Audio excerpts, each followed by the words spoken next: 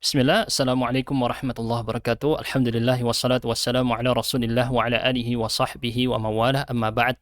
Kita lanjutkan athar yang ketiga tentang athar Sayyidah Fatimah binti Rasulillah sallallahu alaihi wasallam wa radhiyallahu ta'ala anha. Fatimah binti Rasulullah. Dalam hal ini saya memang hanya mengambil dari kitab Al-Mughni karya Al-Imam Ibnu Qudamah jilid 3 halaman 490. Kami melihat argumentasi yang baik dari Anda, baik dari sisi isnad dan matan. Ini kami berterima kasih karena hal-hal seperti inilah yang membuat kita bisa saling maju ke depan, melihat mana titik-titik yang kita bisa pertemukan dan melihat mana titik-titik yang kita perselisihkan. Semakin jelas maka itu akan semakin bagus untuk masyarakat.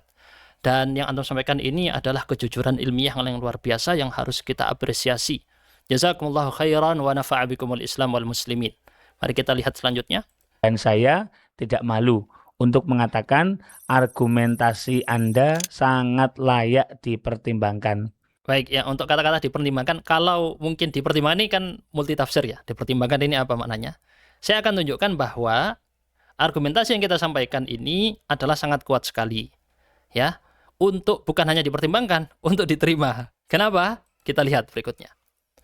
Riwayat ini sudah saya singgung sebelumnya bahwa tidak dinukil dalam kitab-kitab induk hadis. Dinukil jauh justru baru di tahun 500-an Hijriah oleh Ibnul Jauzi. Tidak ditemukan dalam kitab-kitab sebelumnya. Yang nukil Ibnul Jauzi dan Ibnu Asakir. Oke, Ibnu Najjar. Ini ulama-ulama abad ke-6, abad ke-7. Oke, terus di mana riwayat ini sebelumnya? Disinyalir ini memang adalah riwayat Syiah karena beberapa perawinya ini tidak ada di dalam kitab-kitab biografi para periwayat hadis Ahlus Sunnah. Enggak. Ini yang disinyalir ya, nanti Thahir bin Yahya dan ke atasnya. Terutama lagi ini ya riwayat syairnya Fatimah yang dinukil di sini, madza alayya min syammi turbati ahmada alla yushamma madza zamani ghawaliya. Ini ya, bait syairnya ini banyak disebutkan dalam, teman-teman bisa masukkan aja di Google ya, nanti muncul di website-website Syiah. Dan juga ada ternyata dinukil ini adalah penyair Syiah. Nah, baik. Ini menjadi pembukaan pertama supaya teman-teman nanti memahami secara lengkap ya. Ini dinukil oleh Ibnul Jauzi yang menjadi sanad utamanya di sini. Kisahnya teman-teman bisa lihat terjemahnya berikut ini ya. Di mana Rasulullah sudah dimakamkan, baru-baru pemakaman. Lalu Fatimah datang, berdiri di samping kuburnya, mengambil segenggam tanah kubur tersebut dan meletakkannya di atas kedua matanya sambil menangis lalu membacakan syair tadi. 2 bait syair tadi. Oke, sudah paham konteksnya teman-teman? Kita lanjut di jalur sanadnya saya gambarkan dari versinya Ibnul Jauzi tadi. Ini saya sebutkan Ibnu Asakir, saya salah sebut kayaknya. Ibnu Jauzi harusnya ya. Bentar. Salah tulis itu. Nanti saya perbaiki ya. Ibnu Abnus, bentar mana ini? Ahmad Muhammad Khatib, Muhammad bin Musa, Umar bin Syahin. Ya. Oke, oh ya, betul ya. Al-Abnusi ini yang setelah dari Al-Abnusi ini nyambung ke Ibnul Jauzi. Yang ini yang saya nukilnya Ibnu Asakir, versinya Ibnu Asakir. Dan Ibnu Najjar. Yang Ibnu Jauzi dari setelahnya Abul Husain Al-Abnusi. Ini ya, akhbarona. Kalau nggak salah, saya agak lupa juga ini. Enggak sih, ini salah tulis ini teman-teman. Salah tulis, bukan Ibnu Asakir ya, Ibnu Jauzi, mohon maaf. Salah tulis, itu bukan Ibnu Asakir tapi Ibnu Jauzi. Karena saya punya versi, bahkan yang versi bahasa Arabnya ya. Di sini saya salah sebut. Yang dimaksud Ibnu Jauzi. Di sini teman-teman ada cacat-cacat. Ya, disebut cacat ini jangan dimaknai negatif ya. Ini istilah di dalam ilmu mustalah hadis sudah biasa. Disebut dengan cacat memang. Secara bahasa Arab, illah. Illah itu ya cacat sama. Nah, kita lihat cacat-cacatnya apa saja. Pertama di sini ada 3 periwayat yang tidak dikenal. Warna ungu ini. Jalurnya gini kayak ular teman-teman ya. Karena kepanjangan ini. Jalurnya gini. Satu jalur ini sebenarnya. Bukan bercabang enggak. Satu jalur. Dari sini Fatimah ke Ali bin Abi Thalib ke Muhammad Al-Baqir. Muhammad Al-Baqir terputus ini sanadnya. Jauh jaraknya antara Muhammad Al-Baqir dan Ali bin Abi Thalib. Dan nanti kita buktikan bahwa jalurnya terputus. Kemudian kepada putranya Ja'far As-Sadiq. Kemudian Al-Husain Al-Alawi. Tidak dikenal siapa. Yahya bin Al-Husain. Tidak dikenal siapa. Thahir bin Yahya bin Husain tidak dikenal siapa. Memang dia disebut mu'arrikh, seorang ahli sejarah di kota Madinah. Antara Yahya bin Husain atau Yahya bin Husain kalau salah, seorang ahli sejarah Madinah. Tapi entah apakah beliau atau bukan. Yang jelas tidak ada di dalam kitab-kitab biografi para periwayat hadis yang disebutkan jarah ataupun ta'dilnya, tidak ada. Sehingga dikategorikan tidak dikenal jarahnya ataupun ta'dilnya, tidak bisa dijadikan hujjah. Ini beruntun 3 orang. Makanya tadi saya bilang Gus Ajir kata-katanya bukan sekedar layak dipertimbangkan, bukan sangat layak, tapi sangat layak untuk diterima gitu ya. Karena dipertimbangkan, tunggu sebentar gitu kan. Ini sudah mestinya diterima. Karena sudah sangat secara orang yang sudah belajar mustalah hadis tahu ini sanad sudah bukan sanad yang sahih. Secara sanad sudah. Belum lagi secara matan. Nah, ini makanya saya singgung di sini ya. Kemudian ini pertama kita juga verifikasi dulu argumentasi Anda. Nah, ini juga bukan murni saya, bukan argumentasi saya. Tapi kita datangkan, gabungkan pendapat-pendapat para ulama rijalul hadis yang ada di masa lalu. Jadi bukan pendapat pribadi ya, ini klarifikasi dulu. Baik, apa masalah besarnya pada Athar Fatimah? Ya, di sini saya sebut ada 5, salah sebut yaitu 4 harusnya 4. Tadi sudah saya sebut semuanya permasalahannya. Secara matan atau riwayat syair yang tadi dinukil, itu tidak diakui atau diragukan keabsahan validitasnya oleh Abul Qasim Al-Amidi. Ini sudah saya bahas sebelumnya juga. Dan dinyatakan tidak sahih oleh Az-Zahabi dalam kitab Siyar A'lam An-Nubala. Tidak sahih. Dinilai tidak sahih. Nah, sekarang kita buktikan ini yang belum saya jelaskan di video yang dulu, yang jilid pertama. Ini entah jilid keberapa, ini videonya udah banyak banget ya. Saya bahas ini.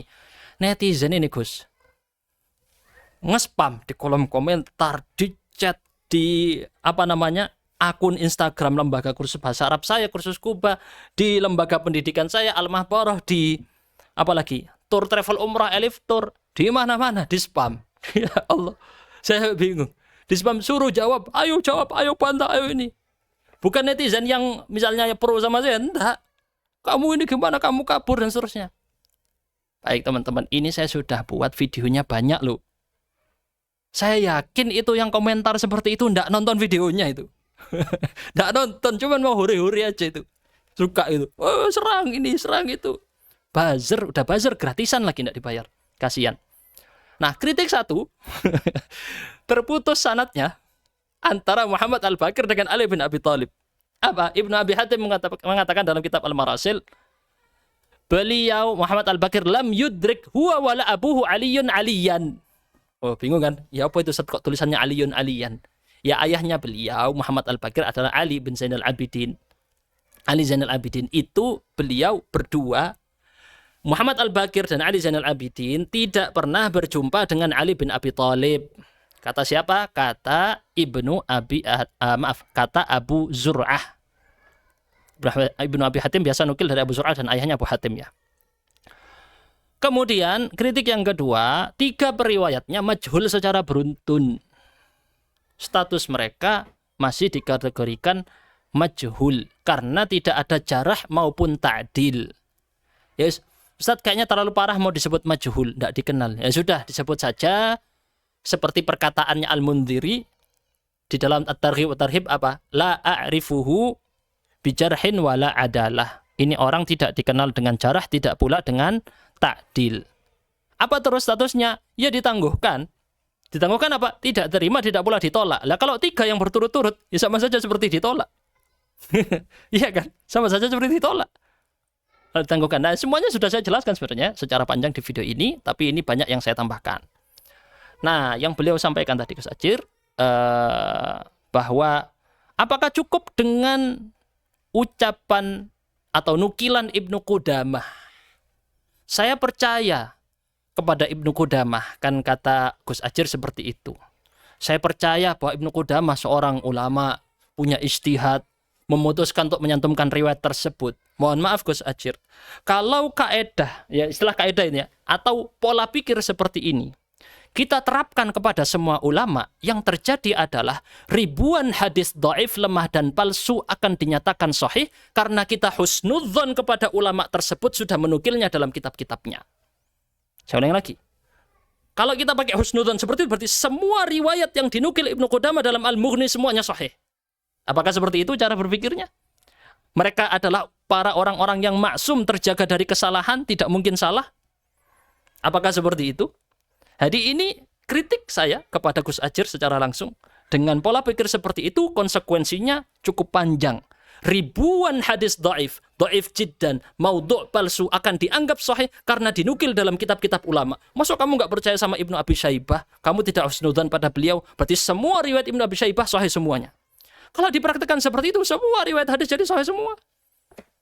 Karena disuruh percaya ini beliau imam, hafidh, ahli ibadah dan seterusnya. Nggak bisa seperti itu.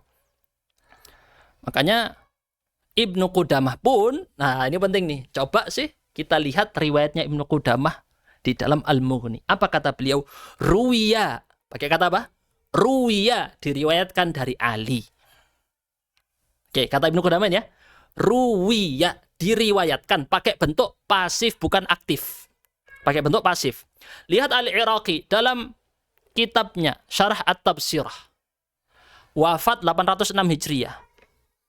Dalam menukil hadis yang lemah, kalau kamu menukil hadis yang lemah, hadis yang masih diragukan sahih atau dhaif, jangan kamu pakai kata sighatul jazm, pakai qala, pakai bentuk kata aktif, jangan. Pakailah kata kerja pasif, bahasa Arabnya sighah tamrid. Sighah tamrid. Seperti apa? Ruwiya, diriwayatkan, yurwa.